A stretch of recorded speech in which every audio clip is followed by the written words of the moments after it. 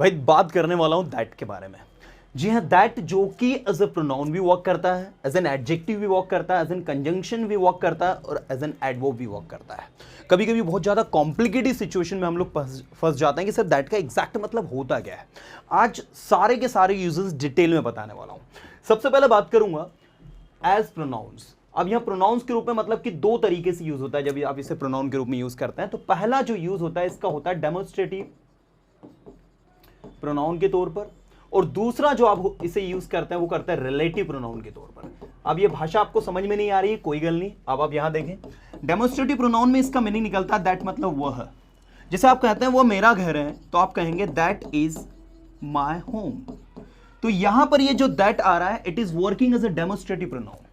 लेकिन जब इसे रिलेटिव प्रोनाउन में यूज करते हैं तो रिलेटिव प्रोनाउन में इसका कुछ अलग मीनिंग निकलता है। मैंने कहा रवि वही लड़का है जो हमेशा समय पर आता है। Ravi is the boy that comes on time, that always comes on time, जो हमेशा समय पर आता है। तो यहां पर ये जो दैट है, आप कहेंगे सर इसके लिए मैं हु लगा सकता हूं। बिल्कुल, आप चाहे तो हु भी यूज कर सकते हैं, दैट भी यूज कर सकते हैं। तो ये जो दैट है आपका एग्जैक्टली ये आपका स्टूडेंट्स रिलेटिव प्रोनाउन है। तो ये दैट का मीनिंग यहां पर रिलेटिव प्रोनाउन में क्या निकल रहा है, जो, और यहां पर इस दैट का जो मतलब है वो निकल रहा है वह।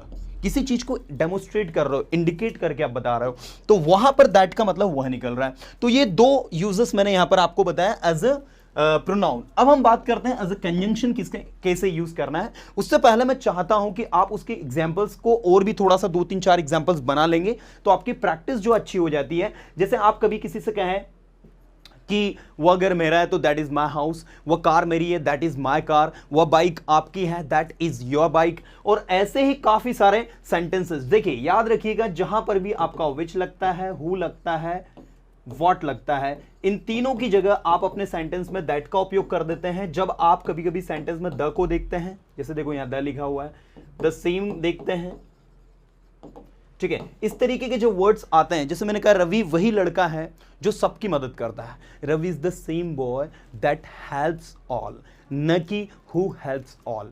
अब अगर आप हु बोलने में यूज कर रहे हो दैट्स ओके, लेकिन आपको लगाना वहां पर क्या चाहिए, दैट लगाना चाहिए। चलिए मैं आगे आपको ले चलता हूं, इसमें और भी काफी सारी चीज डिटेल में है। एज अ कंजंक्शन हम इसको देखते हैं। तो एज अ कंजंक्शन इसका मतलब निकलता है स्टूडेंट्स की। जी हाँ, दैट का मतलब निकलता है की एज अ कंजंक्शन के तौर पर। जैसे आप कहें राम ने कहा कि वो बिजी था, तो Ram said that he was busy. Students ये जो दैट यहां पर आ रहा है इसका मतलब यहां की निकल रहा है। ओके, तो आप देख सकते हैं यहां पर हमने इसको कैसे यूज किया है, एज अ कंजंक्शन यूज किया। तो कंजंक्शन में दैट का मतलब जो है की के तौर पर निकलता है। तो ये आपका इस तरीके से हो गया। इसके बाद अगला आप देखें एज एन एडजेक्टिव। अच्छा, एडजेक्टिव के तौर पर कैसे यूज करते हैं, तो मैं इसके लिए एक छोटा सा एग्जांपल यहां पर देता हूं। यहां मैं लिख देता हूं प्रोनाउन, डेमोन्स्ट्रेटिव प्रोनाउन, और यहां मैं लिख देता हूं आपको डेमोन्स्ट्रेटिव एडजेक्टिव। अब मैं दो सेंटेंस आपके सामने लिखूंगा। जब आप कहेंगे दैट इज माई कार, इसका मतलब होगा वह मेरी कार है। लेकिन जब आप कहोगे दैट कार इज माइन, इसका मतलब होगा वह कार मेरी है। आप चाहे तो इसकी हिंदी भी लिख लें, वह कार मेरी है, लेकिन यहां पर इसका मतलब होगा वह मेरी कार है। तो यहां पर ये जो दैट आया है it is working as a demonstrative pronoun, लेकिन ये जो दैट यहां पर आया है जिसके साथ कार भी लगी हुई है ये डेमोन्स्ट्रेटिव एडजेक्टिव है। So let me tell you students कि यहां पर आप देख सकते हैं कि ये आपका किसकी तरह काम कर रहा है, एडजेक्टिव की तरह, और यहां पर दैट किसकी तरह काम कर रहा है, प्रोनाउन की तरह। लेकिन दोनों के मतलब सेम है, दोनों के मीनिंग जो है सेम है। यहां भी उसका मतलब वह है, यहां भी उसका मतलब वह है।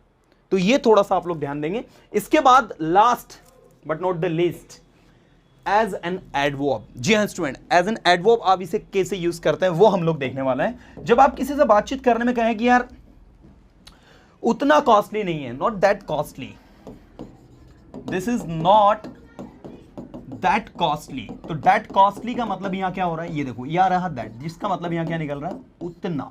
मतलब ये हुआ कि दैट का मतलब उतना भी निकलता है कब, जब आप उसे किसके तौर पर यूज करते हो, एडवर्ब के तौर पर यूज करते हो।